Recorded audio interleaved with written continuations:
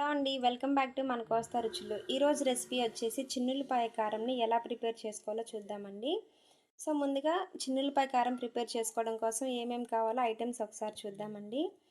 ఎండుమిర్చి, అలాగే ఒక 2 టేబుల్ స్పూన్ జీలకర్ర, ఒక 2-3 వెల్లుల్లిపాయలు, కొంచెం ఎండు కొబ్బరి, అలాగే టేస్ట్కి సరిపడా సాల్ట్.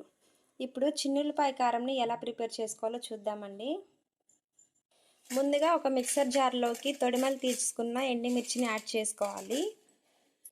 అదేవిధంగా ఎండు కొబ్బరి ముక్కల్ని కట్ చేసుకొని వేసుకోవాలండి. ఆ తర్వాత టేస్ట్కి సరిపడా సాల్ట్ని కూడా యాడ్ చేసుకోవాలి. ఇప్పుడు వీటంతటిని ఒకసారి బాగా మిక్సీ పట్టుకుందామండి.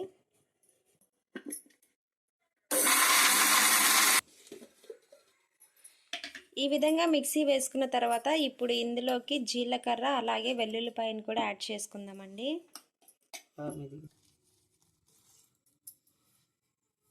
మళ్ళీ ఒకసారి మిక్సీ పట్టుకుందామండి. ఫైనల్లీ మనకి చిన్నులపాయ కారం అయితే రెడీ అయిపోయిందండి. చూసారు కదా, చూడండి ఎంత బాగుందో. ఈ చిన్నులపాయ కారాన్ని వేడి వేడి అన్నంలో కొంచెం నెయ్యి వేసుకొని తింటే సూపర్గా ఉంటుందండి.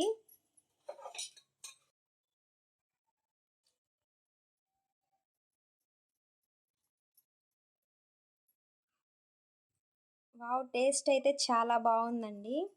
మీరు కూడా ట్రై చేయండి. ఈ చిన్నులపాయ కారంని టిఫిన్లో కూడా యూజ్ చేసుకోవచ్చు. దోశ, అలాగే ఇడ్లీ, మళ్ళీ ఇంకా మనం ఫ్రై కర్రీస్లో కూడా యూజ్ చేయవచ్చండి. ఈ చిన్నులపాయ కారాన్ని చిక్కుడుకాయ ఫ్రై కానీ, అలాగే బంగాళదుంప ఫ్రై కానీ, అలాగే ఏ ఫ్రై కర్రీలోకైనా యూజ్ చేసుకోవచ్చండి. చాలా బాగుంటుంది.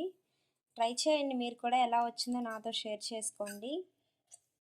అంతకంటే ముందుగా మీరు ఈ వీడియోని లైక్ చేయండి, షేర్ చేయండి. మన ఛానల్ని ఎవరైనా ఫస్ట్ టైం చూస్తున్నట్లయితే సబ్స్క్రైబ్ చేసుకోవడం మాత్రం మర్చిపోకండి. Thanks for watching.